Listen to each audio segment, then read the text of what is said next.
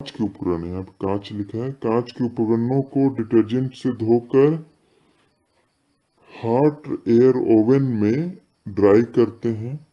Dry करने से पहले इसको ऑटोक्लेव भी कर लिया जाता है। ऑटोक्लेव से स्टरलाइज करते हैं, यानी कीटाणु नाश करते हैं। ऑटोक्लेव एक कुकर जैसा प्रेशर क्रिएट करने वाला एक इंस्ट्रूमेंट है, जिसमें पानी को उबालने पर उसके भाप से यानी वाटर वेपर से प्रेशर क्रिएट होता है और टेम्परेचर भी रहता है। तो हाई टेम्परेचर और हाई प्रेशर पर कीटाणु मर जाते हैं। तो ऑटोक्लेव में सारे ग्लासवेयर्स और कल्चर मीडियम को भी हम ऑटोक्लेव कर लेते हैं। ठीक है, कल्चर मीडियम को भी ऑटोक्लेव में स्टरलाइज कर लिया जाता है। ठीक, उसके बाद स्टेप आता है इनोकुलेशन ऑफ एक्सप्लांट, यानी एक्सप्लांट को कल्चर मीडियम में ट्रांसफर करना ही इनोकुलेशन कहलाता है। ठीक, तो पौधे से टिश्यू के किसी भाग को लिया जाता है, उसे एक्सप्लांट कहते हैं। ये पहले ही देख चुके हैं। तो इस एक्सप्लांट को हम स्टरलाइज करते हैं। किससे? एथेनॉल से, या फिर मर्क्यूरिक क्लोराइड का भी उपयोग किया जाता है। मर्क्यूरिक क्लोराइड का ही उपयोग किया जाता है कई बार। ठीक है, एक रिसर्च में मैंने देखा जिसमें उसके सरफेस पर जीवाणु या फंगस नष्ट हो जाए। तो ठीक है, एक्सप्लांट को भी स्टरलाइज करना जरूरी है, नहीं तो वो इन्फेक्शन हो जाएगा ग्रोथ के समय। तो एक्सप्लांट सामान्यतः कहाँ कहाँ से लिया जाता है? तो एक्सप्लांट लिया जाता है सूट एपेक्स से, यानी एपिकल बड से, लीफ से, या एक्सिलरी बड से, जो साइड में पत्ती के किनारे पर होता है। उसके अलावा एंथर कल्चर में एंथर से लिया जाता है, पोलन से लिया जाता है पोलन कल्चर में, ओवरी कल्चर में ओवरी से एक्सप्लांट लिया जाता है। एम्ब्रियो कल्चर में एम्ब्रियो से भी एक्सप्लांट लिया जाता है। ठीक है, तो एक्सप्लांट को कल्चर मीडियम में ट्रांसफर करना इनोकुलेशन कहलाता है।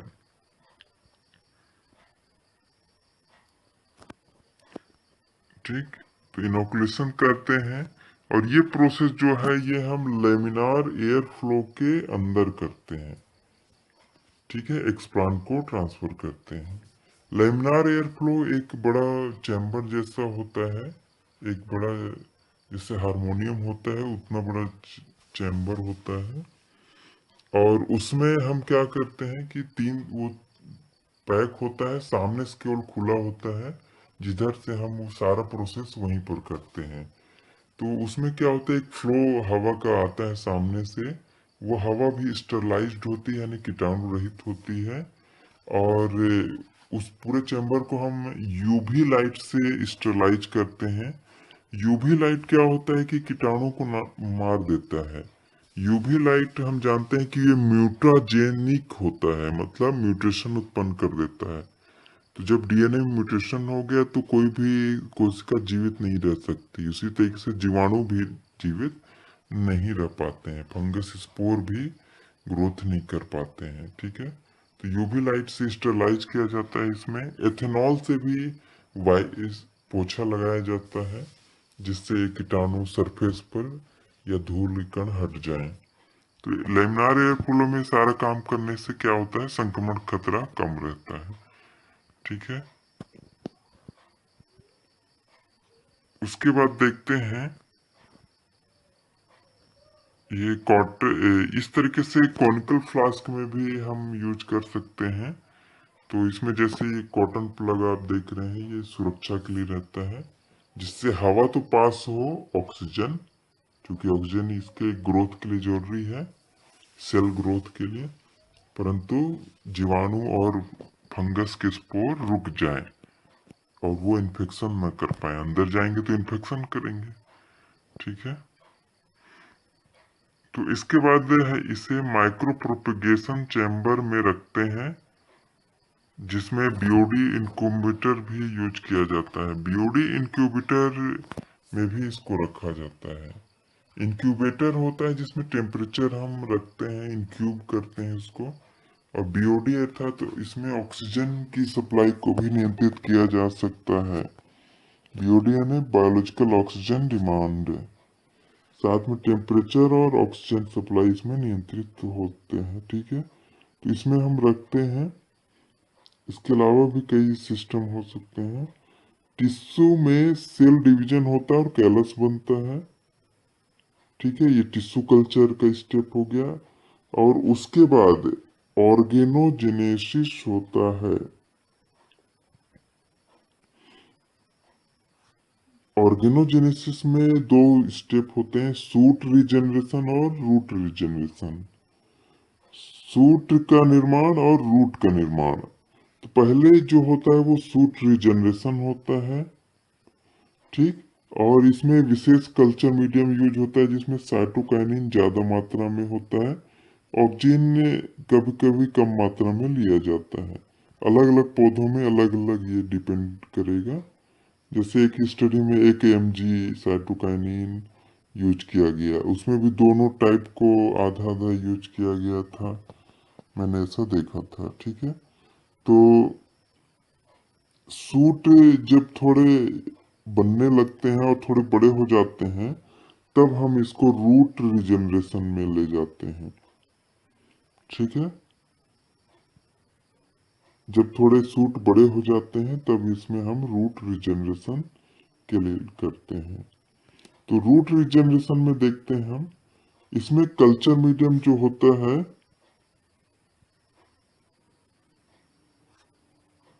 ठीक, उसमें ऑक्सीजन ज्यादा मात्रा में लिया जाता है। कई बार तो केवल ऑक्सीजन को ही लिया जाता है। ठीक है, तो ऑक्सीजन में हमने टाइप देखा था क्या, indole, butyric acid, indole, acetic acid, तो इन्हीं सब का यूज होता है। इसमें भी रूटिंग के दो तरीके हैं, इन विट्रो रूटिंग। तो इसमें कल्चर मीडियम का यूज किया जाता है, मतलब जो एमएस कल्चर मीडियम है उसी में बस नया कल्चर मीडियम बना के उसमें हार्मोन्स को नियंत्रित करते हैं। मतलब ऑक्सीजन ज्यादा रखते हैं, साइटोकाइनिन कम रखते हैं। एक्स विट्रो रूटिंग में सोयल, कोकोपीट, परलाइट यूज किया जाता है। ठीक है, एक्स विट्रो रूटिंग में ये सब यूज किया जाता है। डाइट सोयल में करने का नहीं, कभी कभी उतना असरदारक नहीं होता है, परंतु कुछ पौधों में ये ठीक भी है ना, जो कि सॉइल में ग्रोथ कर सकते हैं, तो उनमें रूटिंग करते हैं। रूटिंग हो जाने के बाद हम ये हार्डनिंग की प्रक्रिया करते हैं।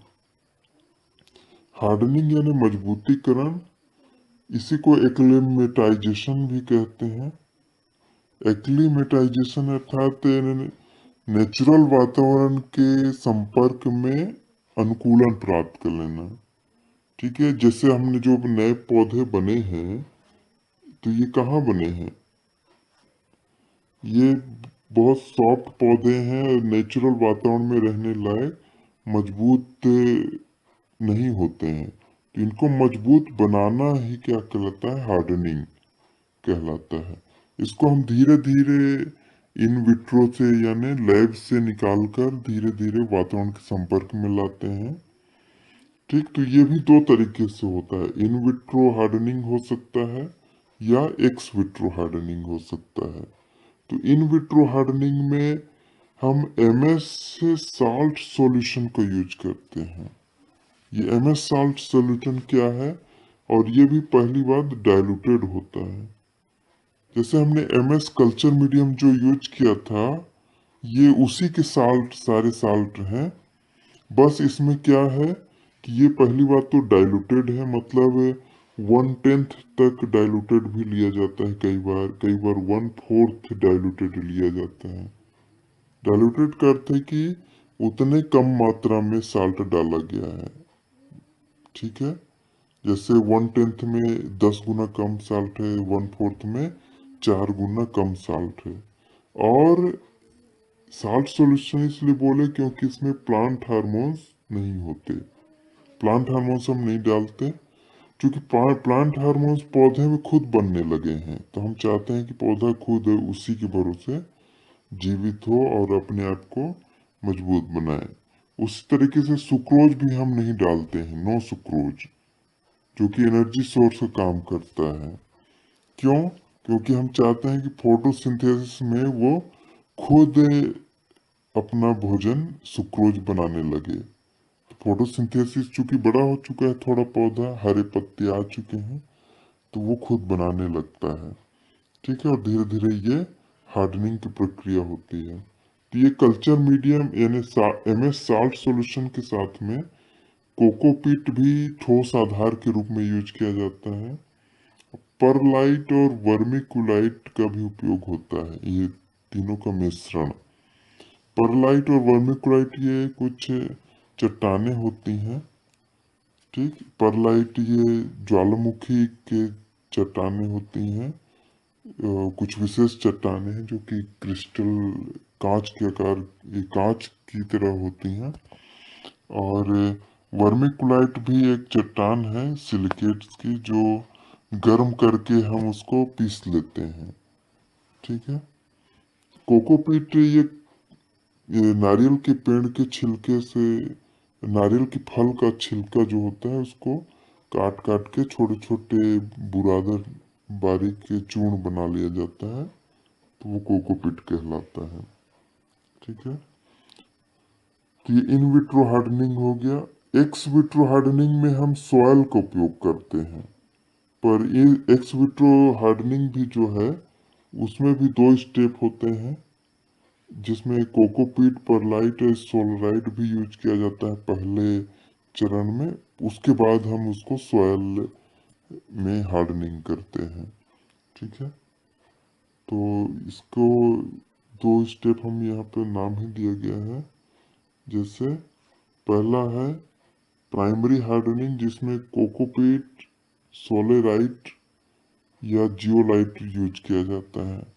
कोकोपीट को नारियल के छिलके से बना है। सोयल राइट जो होता है ये मॉस, पिट मॉस से बना होता है, साथ में उसमें कुछ परलाइट और वर्मिक्यूलाइट भी मिश्रित रहते हैं।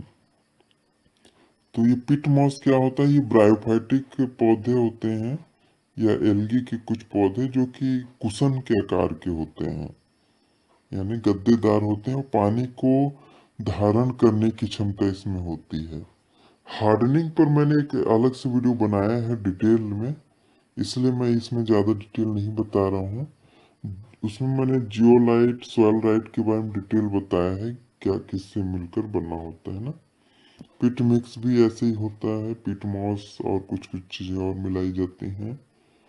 तो प्राइमरी हार्डनिंग के बाद सेकेंडरी हार्डनिंग में सॉइल में हम उसको ट्रांसफर करते हैं, यानी उसमें हम सॉइल का यूज करते हैं। ये सारी प्रक्रिया जो है पॉली हाउस या ग्रीन हाउस के अंदर होती है। तो पॉली हाउस ये पॉलिथीन से कवर किया हुआ एक क्षेत्र होता है। ग्रीन हाउस में ग्रीन कलर का एक मेट होता है जिससे वो ढका होता है, आपने देखा होगा। ठीक, तो इसमें उसके अंदर ये हार्डनिंग की प्रोसेस होती है। तो हार्डनिंग में पौधे थोड़े और मजबूत हो जाते हैं, और इसमें सारे पौधे तो जीवित नहीं बचते, परंतु जो जीवित बचते हैं वो मजबूत हो जाते हैं। ठीक, तो हार्डनिंग या एक्लेमेटाइजेशन के बाद क्या होता है, पौधे को पॉली बैग में ट्रांसफर करते हैं, छोटे छोटे पॉलिथीन के बैग, जिसमें फिर वो थोड़े और बड़े हो जाते हैं जब, तो उसको हम फील्ड में ट्रांसफर कर देते हैं, फील्ड में जहां हमको लगाना है। जैसे अगर हम ग्रीन हाउस में लगा रहे हैं तो ग्रीन हाउस में पौधों को लगा देते हैं, या फिर खेत में लगा रहे हैं तो खेत में लगा देते हैं। तो ये सारी प्रक्रिया संपन्न होती है। ठीक है, तो इसमें हम इतना ही देखते हैं।